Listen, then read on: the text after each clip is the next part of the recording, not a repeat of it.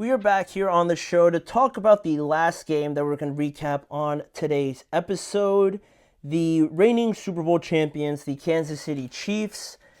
The first game of the weekend actually was between these two, and it went according to plan. I would say everything didn't fall accordingly because there were some pretty unexpected plays in this game. But still, the end result was something that we predicted because the Chiefs defeated the Texans 23-14 to advance to their seventh consecutive AFC Championship game. And for the Texans, it's the exact same story as last year, right? A big win in the wild card round at home, and then a close loss to the number one seed on the road in the divisional round. Going off of that, talking about the performances in this round and in the wild card round, Patrick Mahomes has never lost in this divisional round. I believe now he's 7-0, and Houston still has never won in the divisional round in their, I guess, still brief history because they're one of the newer franchises. They've still not won in the divisional round and have not made it to an AFC conference championship game yet. And the reason for that can be found in the details, right? The details, the small things that nobody talks about, nobody really brings up as major takeaways or major, impact points of this game that would end up really mattering. But the Chiefs have made a living off of it. The Chiefs have made a living off of making sure that every T is crossed and that every I is dotted so that they don't look back on their games and think, oh, if we didn't, harm ourselves with 9 penalties, or we turned the ball over twice, or maybe one time in the worst scenario, or things like that. If our special teams was all out of sorts and we're messing that up, you never have to really worry about that with Andy Reid and this Chiefs team. But Houston, on the other side, they were unable to get any advantage anywhere, and they end up hurting themselves a lot, I felt like. Despite the game that it felt close, it felt a lot closer than I feel like the score and the end of the game especially kind of showed. There was a couple drives by the Texans where I'm thinking all right, they're playing pretty well right now, despite some of the mistakes and things like that. They're still kind of in it, but the details can be found in a few plays that I jotted down here, right? The opening kickoff, the first play of this game, the Chiefs almost returned it for a touchdown, and already you're starting by defending in your own field, which isn't great, obviously. The Texans player, Chris Boyd, you see him on the sideline shoving the special teams coach already at the start of the game. It's not like we're in the third quarter or anything, right at the start. All to me that says is just they're a lot more nervous than obviously the Chiefs. They're more on pins and needles than the Chiefs are by a mile. They're already freaking out and kind of turning on themselves on the sideline. And I guess he's passionate. I guess it is showing passion, but you can't be shoving the coach on the first play. I know everyone's frustrated, and that's obviously the worst start. But to be shoving your coach like that and kind of showing that your emotions are kind of all out of sorts, already I'm thinking that you're rattled already. You feel like you've given up a big play, and you have, but don't show it and react that way. That's just my opinion, but I felt like that was a bad look for them. Then with the Chiefs leading 6-3, Kaimi Fairbairn has a chance to tie the game up, and he misses a field goal in the second quarter. And it might not seem like a lot because you're still only down 3 points, but when you look in hindsight and how this game ends up turning out, it's just all about mentally when you're playing against the Chiefs. I'm assuming, right? Whenever they do something, or you feel like you held them to 3 points, or just back-to-back field goals, or you're still only down by 1 touchdown, it's all about responding with any sort of points, right? Kind of just reassuring yourself that, all right, you're in it, you're gaining points, you're doing something positive, right? But in a play like that, you don't get any points back, and the Chiefs are still winning. You kind of look and feel like dang, we just did all of that, and now we're still down. It's just mentally, it's just a a small jab at you during a boxing match. Like you weren't able to get anything from that work you did during that drive. But it was what it was. That was one of the moments that I jotted down. And then we go all the way to the fourth quarter with Houston down by 8, and they decide to go for it, and C.J. Stroud is sacked for about like 16 yards by George Karlaftis.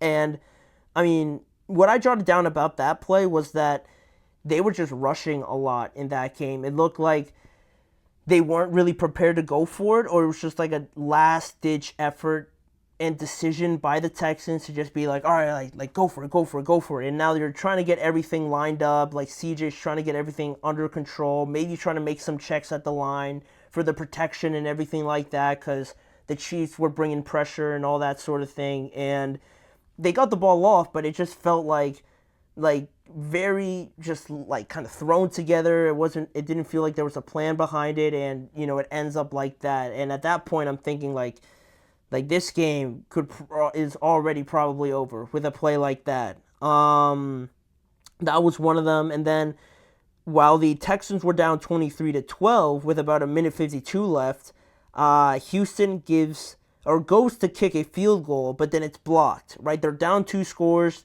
They got a little bit less than 2 minutes to go. You try and cut the lead down, right? Because you're gonna have to make a stop anyway. So you settle for the 3 points here.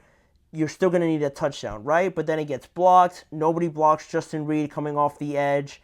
And I believe it's still actually a lineman that got the block. But technically, I mean, the special teams protection overall was not very well by the Texans. And they got another field goal block. So you add that to the score, right to the final score. Now you're talking about a 23-20 game if you make both of those. So, I mean, hindsight is always 20/20, but anybody could tell you in those moments that you need those plays. So that was another letdown by this Texans special teams. And on top of that, C.J. Stroud gets sacked 8 times in this game compared to Patrick's 3.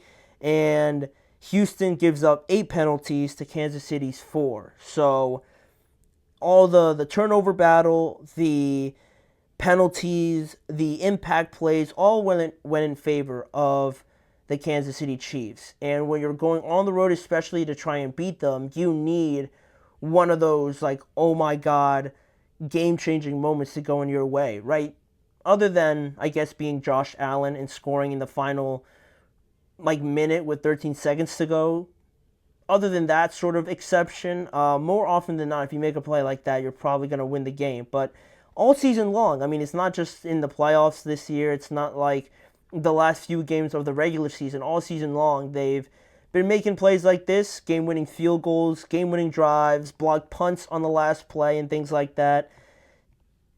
You rep it so many times that after a while now that we're in year 7 or 8 with Patrick, that this isn't really anything new. It's just, you just come to expect it. And people also bring up the referees, and some of the penalties were a bit, spotty and things like that. I will give them that. But, did the refs cost them that game? Definitely not. They're probably, the 3rd or 4th reason why the Texans ended up losing that game. So, people can complain about the refs all they want. It doesn't erase the fact that they had 8 penalties. CJ got beat up in this game. He was sacked 8 times, and they missed 2 field goals and things like that. They're freaking out on the sideline. That has nothing to do with the refs and making a couple bad calls, I can admit. But yeah, I mean, it's more the same for the Chiefs, and the Chiefs become the 4th team now in NFL history to advance to the AFC title game after winning back-to-back Super Bowls. If they were to win, they'd be the first team of these 4, or of the previous 3, that won the title game. All the last 3 to make it to this point after winning back-to-back Super Bowls, they've all lost in the conference championship. So we'll see if the Chiefs, already make a little bit of history if they're able to win this upcoming game against the Bills. But a big portion of this game also was Patrick Mahomes and Travis Kelce, obviously. Kelce not having a regular season to his standards. He played as he would as he usually does in the playoffs. He had 7 receptions for 117 yards and a touchdown. And that sort of performance allows Patrick also to go to a 16-3 record in the playoffs. He's now tied with Joe Montana for the second most wins in postseason history, only second to Tom Brady, of course, and Andy Reid also gets a little bit of history by becoming the 4th head coach to reach 300 wins. So overall, it's a shame for Houston because they were playing pretty tough. They were showing a lot of effort, a lot of determination, especially by CJ because he got hurt, a little bit banged up in the early portion of this game, and he was toughening it out, running for yards, trying to go in there and not just slide, but trying to gain extra yards as well. So they were showing that portion of the game, right? But ultimately, it ends up just falling short, unfortunately for them. Their defense also played pretty well. They held Kansas City to 4 of 11 on third down conversion attempts. And the most impressive part to me was their drive to start the second half by the Houston Texans, where they put together a 15-play, 82-yard, 10-plus minute drive to start the second half and make the game 13-12. At that point, I'm like that drive was phenomenal. Like I've never seen something like that against the Chiefs in Kansas City as well. So that gave me a little bit of hope, but everything else, it was just not enough to exceed the kind of letdowns that they applied upon themselves. So I'm sure they'll be kicking themselves over that. But just lastly here, my last thought on the Texans, despite being undermanned and despite the injuries and things like that and the inexperience, also you could also say that it's not really a surprise that the team with the second most sacked quarterback ends up losing this game, right? Like you can't have that and have your quarterback be hit 8 times like that. So major improvements need to happen to protect CJ. He can't be getting hit this much, and of course it helps having Tank Dell and Stephon Diggs out there, but the offensive line definitely needs a lot of reinforcements to at least bring CJ down the middle of the pack being sacked. He can't be the second most sacked quarterback behind Caleb Williams. Like all those guys probably in the top 5 are nowhere near this stage of the season. So it's unfortunate, but the Chiefs handle business and we'll be seeing them next weekend. But for right now, I actually had a plan to talk about Ben Johnson and his plans going forward regarding head coaching and kind of giving a timeline to when he could be hired, but that came a lot sooner than I thought, because earlier today we got the news that the Bears are finalizing a deal to hire Ben Johnson, so we're just going to give our initial thoughts on that before I talk about it a little bit more in depth on tomorrow's episode. So we'll be right back with that to briefly reflect on Ben Johnson looking to be the next head coach of the Chicago Bears.